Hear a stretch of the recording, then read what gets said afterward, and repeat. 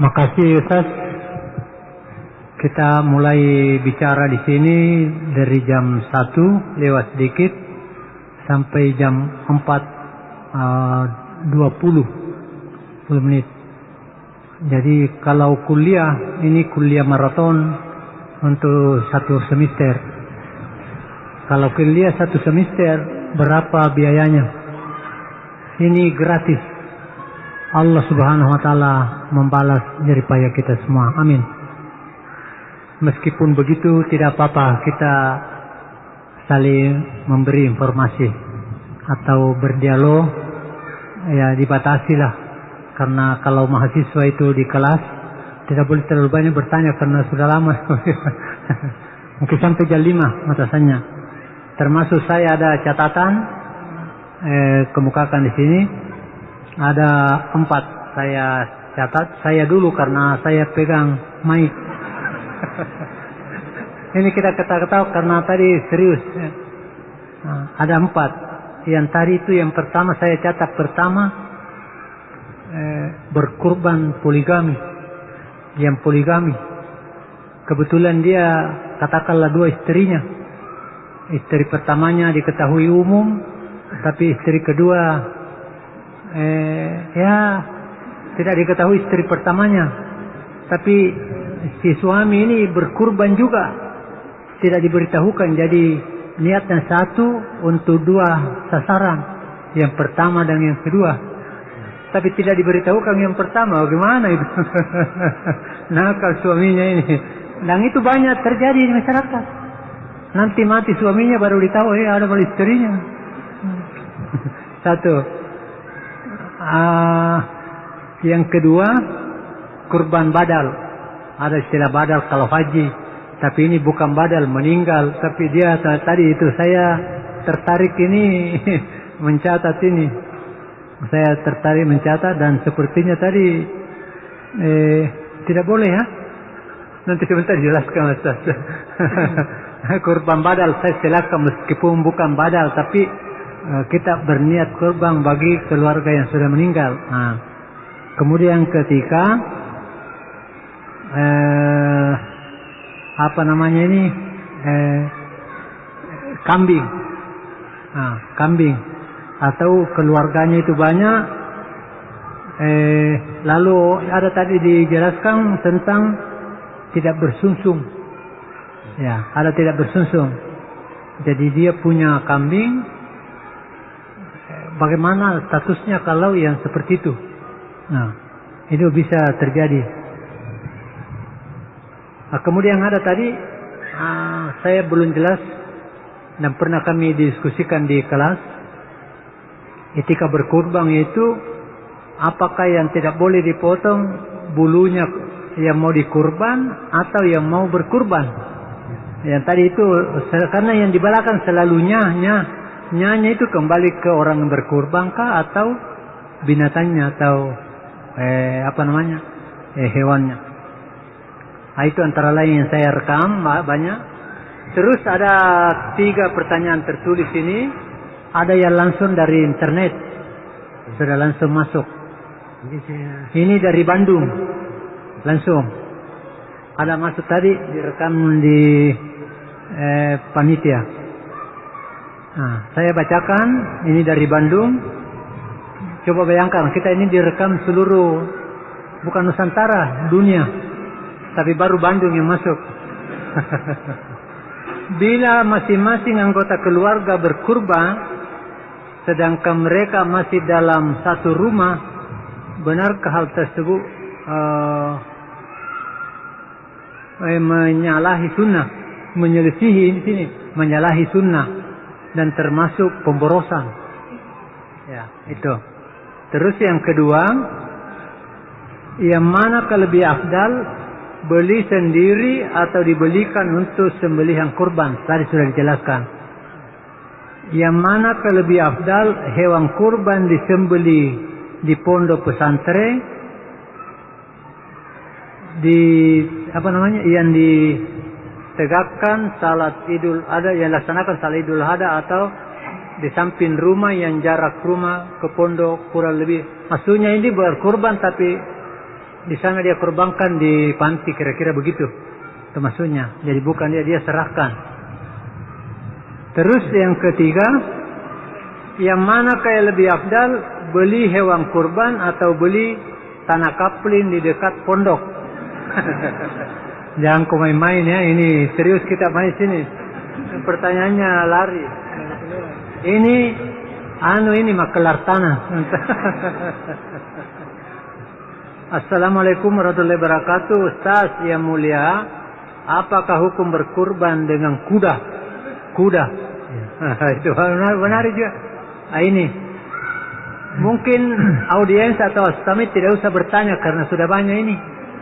Ada yang mau bertanya? Sebentar, saya jawab dulu. Mungkin ini aja sudah terwakili karena juga sudah 4:30. Silakan Ustaz. Baik, jadi saya jawab dulu. Mudah-mudahan saya tidak lupa semua pertanyaan tadi. Ya, alhamdulillahirabbil alamin. Wassalatu wassalamu ala al-mab'uts rahmatan lil alamin. Nabiyina Muhammad wa ala alihi wa sahbihi wa man tabi'akum bi ihsanin ila yaumiddin, amma ba'd. Terkait dengan pertanyaan pertama tadi masalah orang yang berpoligami. Ya, jadi mungkin ada dua sudut ya. Sudut tentang poligami dan sudut tentang kurbannya. Ya, masalah menikah adalah hal yang disunnahkan, hal yang disyariatkan. Dan bolehnya poligami juga adalah hal yang dibolehkan di dalam Al-Quran dan dibolehkan di dalam hadits Rasulullah, dan Nabi mencontohkannya, para sahabat mencontohkannya. Jadi adalah syariat yang tidak boleh diingkari. Ya. Kemudian yang kedua, terkait dengan keadaan sebagian orang yang sembunyi-sembunyi, ya, itu adalah hal yang terkait kalau dia menimbulkan kejelekan, maka itu adalah bias dari sebagian orang, perbuatan dari sebagian orang. Ya. Tentang hukum masalah sepanjang dia menikah, ya lebih dari menikah dua misalnya, itu adalah hal yang dibolehkan oleh syariat. Dan memang tidak ada dalam ketentuan di bab nikah, ya, menikah itu harus izin dari istri pertama, tidak ada ketentuan. Tapi ingat bahwa nikah juga terkait dengan catatan di sipil. Ya, ada catatan sipil dipegang oleh negara, itu juga penting. Karena itulah keterkaitan dengan status anak dalam hal warisan ke depan. Ya, anak ini ayahnya siapa? Ya, dan seterusnya. Ini yang menjadikan saya menasihati siapa yang ingin berpoligami, dia berpoligami dengan terang-terangan. Ya. Dan mengambil izin dari istrinya agar supaya tidak ada masalah. Ya, supaya tidak ada masalah. Sebab yang dimaksudkan adalah apa? Kebahagiaan, itu yang dimaksudkan. Ya, seorang berumah tangga menikah lebih dari satu adalah ketenangan dan kebahagiaan yang dimaksudkan. Ya, hal yang tidak bertentangan dengan makna ini, maka itu bertentangan dengan makna nikah yang diinginkan. Ya. Kemudian terkait dengan kurbannya, saya sudah terangkan bahwa kurban itu, ya, apakah istrinya, ya, dia nampakkan atau tidak dia nampakkan, sepanjang dia sudah niatkan untuk semuanya, maka insyaallah taala itu dianggap sebagai hal yang syah. Kemudian yang kedua, tadi terkait dengan masalah, ya, orang yang meninggal itu, saya sudah simpulkan bahwa kita tidak mengatakan tidak boleh. Ya. Sebab memang ada dalil yang menunjukkan bolehnya, dan sejumlah ulama membolehkan. Tetapi kita katakan yang paling afdalnya itu tidak dia lakukan.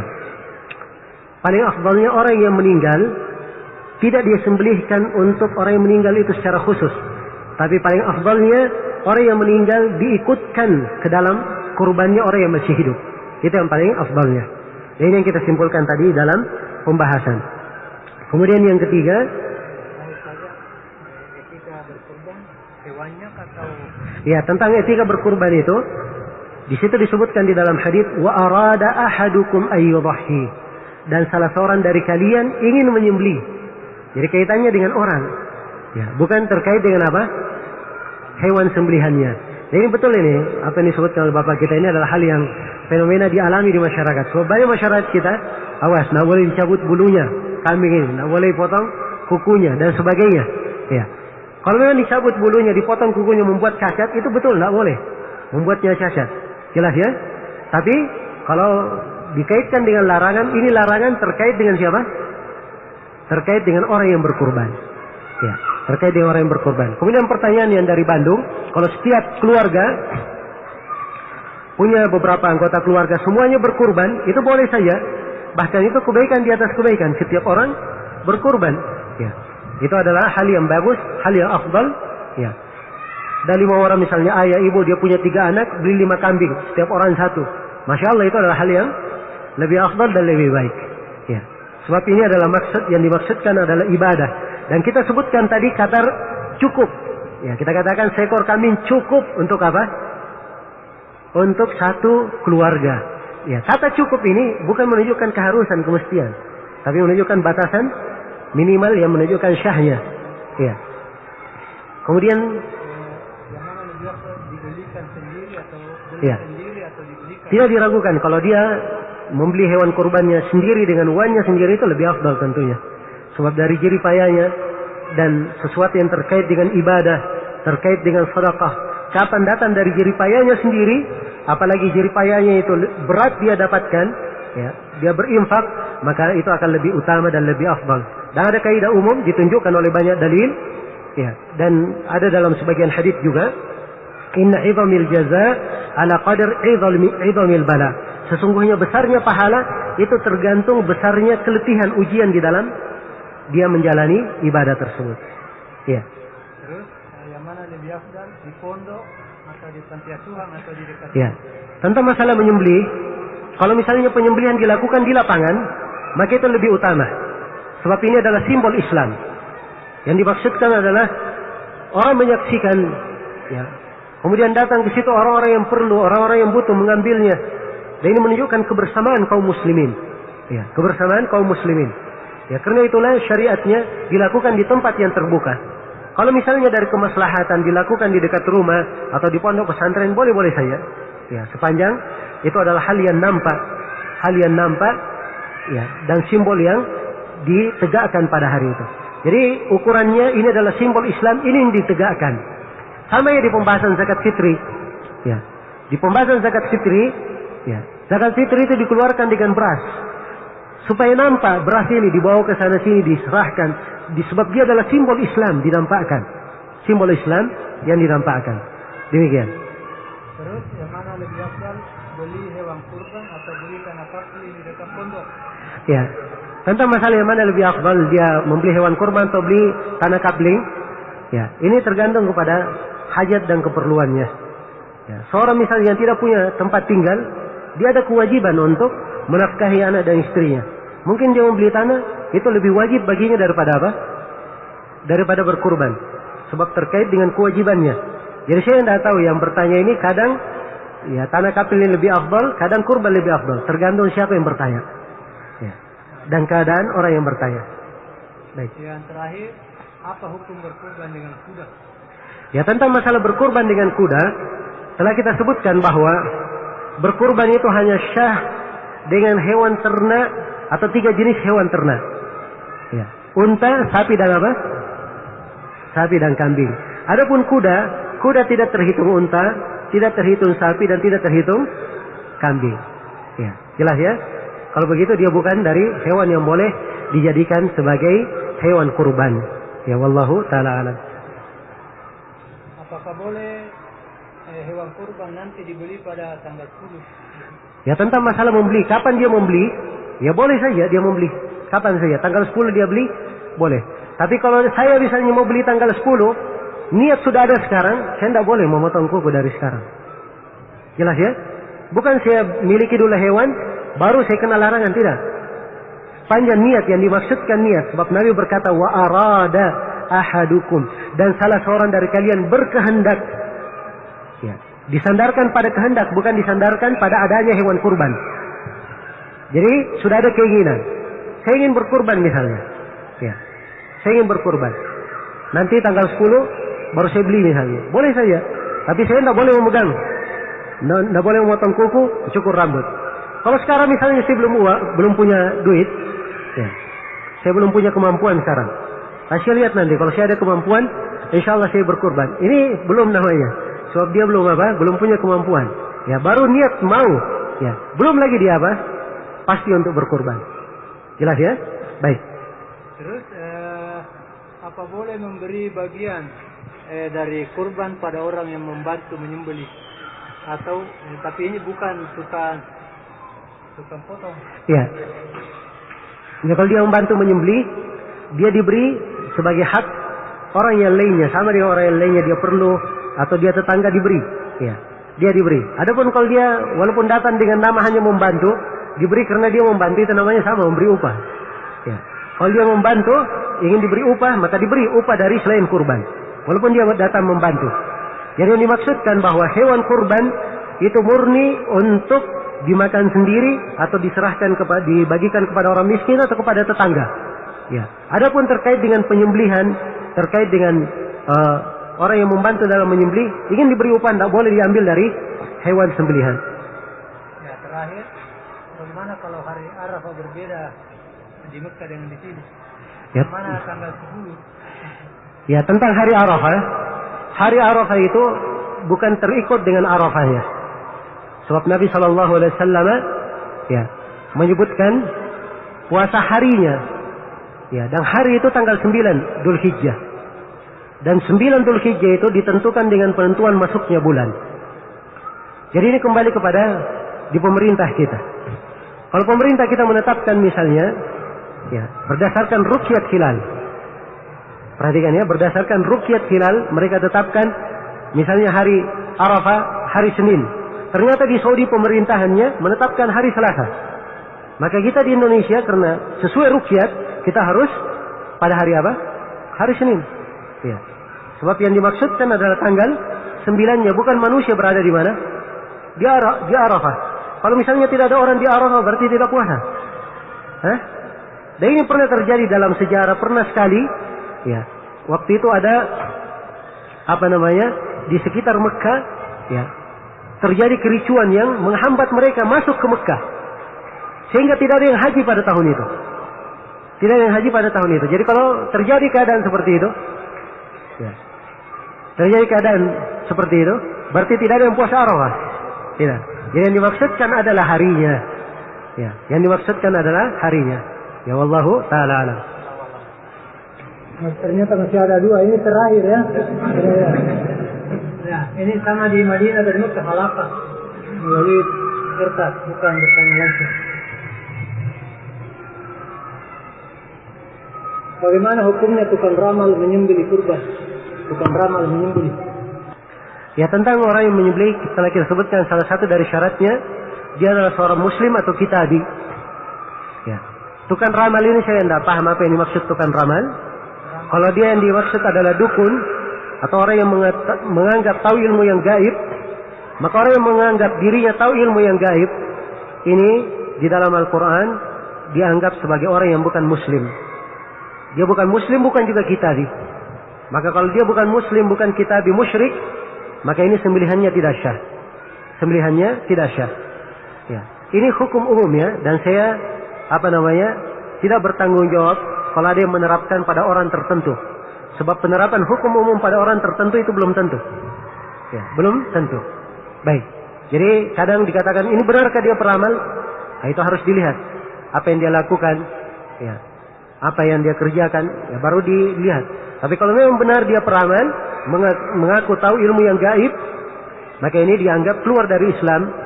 Dia bukan muslim, bukan pula kitabi, karena itu sembelihannya tidaklah halal.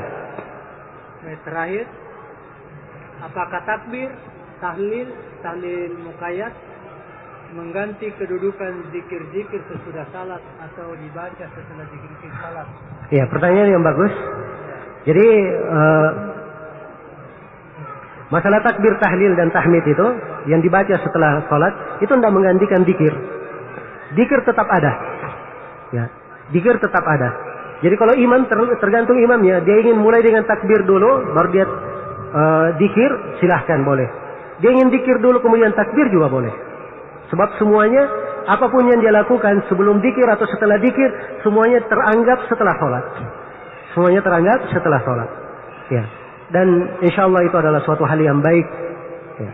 Punya arti dan makna, sangat menampakkan syiar Islam.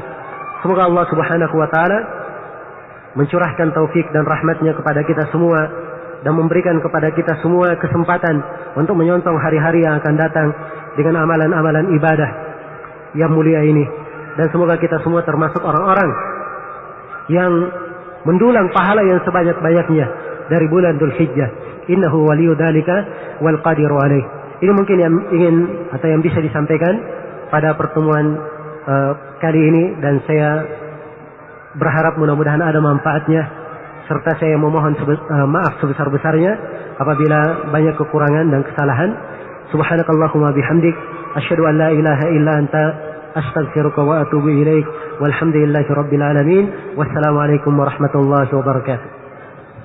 Bapak-bapak dan ibu-ibu hadirin, mengenai kesimpulan-kesimpulan dari pembicaraan tadi sepenuhnya diserahkan kepada mustami,